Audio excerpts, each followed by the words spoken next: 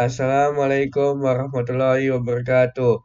Perkenalkan nama saya Darel. Di sini saya akan menjelaskan tentang if expression. Dalam Kotlin, if adalah salah satu kata kunci yang digunakan untuk percabangan.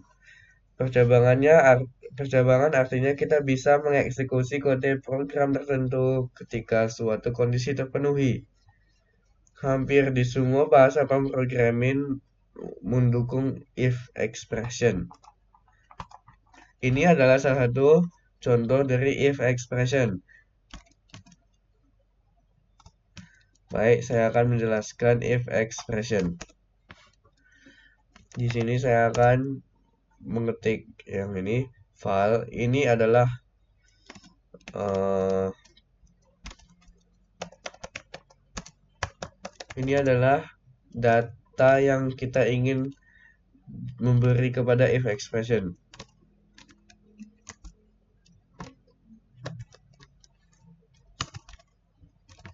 Dan ini adalah if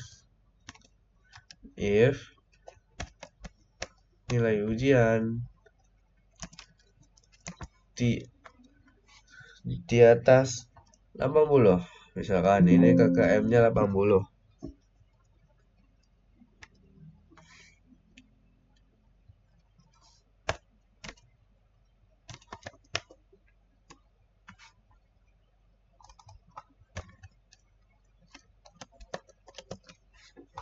Baik, ini adalah data yang kita ingin kirim kepada if expression. Nah, di if expression ini dia akan membaca data. Jika data memenuhi syarat seperti ini, harus melebihi dari 80. Nah, ini tuh mereka menggunakan yang namanya operator perbandingan. Memiliki lebih dari, kurang dari, dan lain-lain. Nah, di sini saya menggunakan lebih dari. Nah, data yang kita kirim ini adalah lebih dari 80. Maka jika kita run di sini akan tercatat lulus. Jika kita nilainya di bawah 80, contoh 50, jika kita run, dia tidak akan tercatat apapun. Nah, biasa orang-orang kalau kayak gini maunya ada eh, ada ada itu ada kegiatan lain selain ini aja. Makanya ada yang juga namanya eh,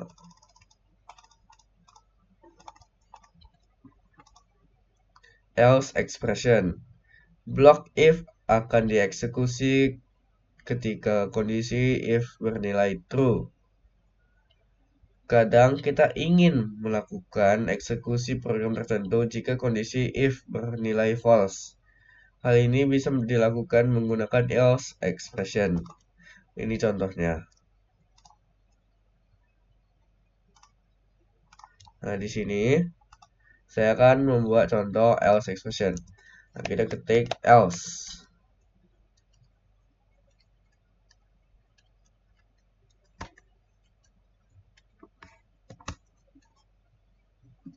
Print gagal.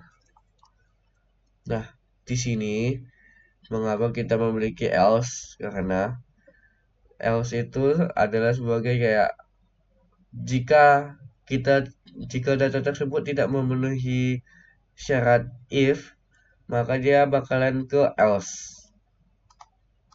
Jika kita run, akhirnya dia tercatat gagal. Jika data melebihi dari 80, yang ini, maka akan tercatat lulus. Dia akan pertama memproses if nilai ujian yaitu yang ini 90 di atas 80 dan nilainya itu betul, maka dia akan print lulus.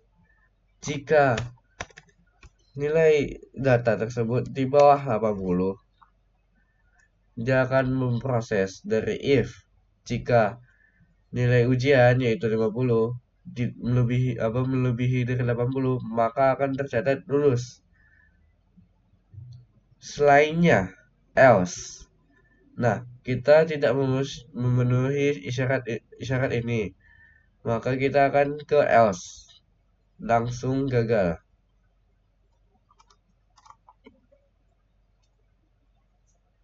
Nah, sekarang di sini kalau mau tambah-tambah lain-lain selain cuma if dan else dua ini toh, bisa nggak sih? Bisa.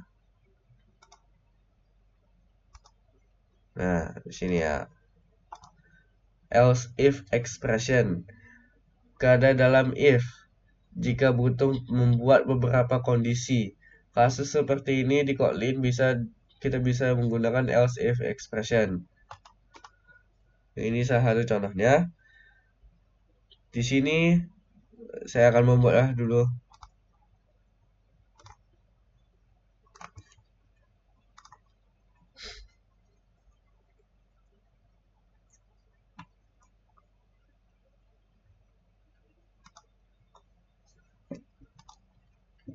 Di sini kita akan mengetik ya. Else if buka kurung nilai ujian di atas 60. Kenapa sih langsung di atas 60? Kenapa harus tidak spesifik dari mana sampai mana? Karena kalau kita tunggu, kalau kita dari sini mulai dulu, ini tidak akan apa? Ini kan nilainya datanya kan 90. Dia akan ke if. Jika di atas 80 dia bakal langsung print dan tidak akan kemana-mana lagi kecuali itu aja.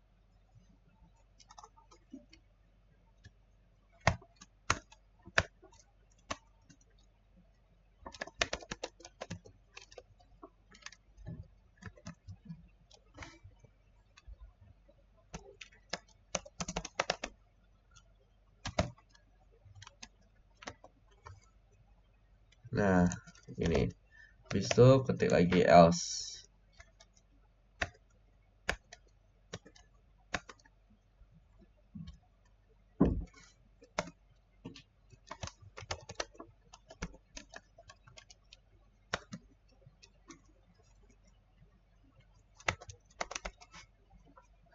Ini ya, contoh 90.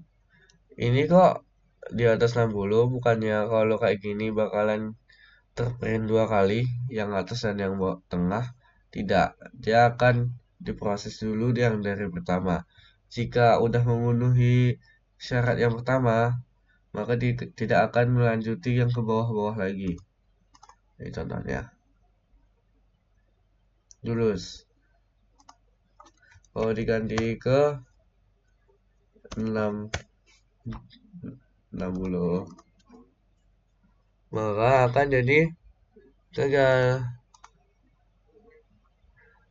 Kan ini bukan eh, lebih dari atau sama dengan. Ini harus wajib lebih dari. Kecuali kalau kalian mau ganti ke yang lebih dari sama dengan. Itu baru bisa. Jadi ini coba 61 atau 62. Dia bakalan tercatat masih bagus. Nah, sekian dari saya. Maaf salah kata dan lain-lain. Wassalamualaikum warahmatullahi wabarakatuh.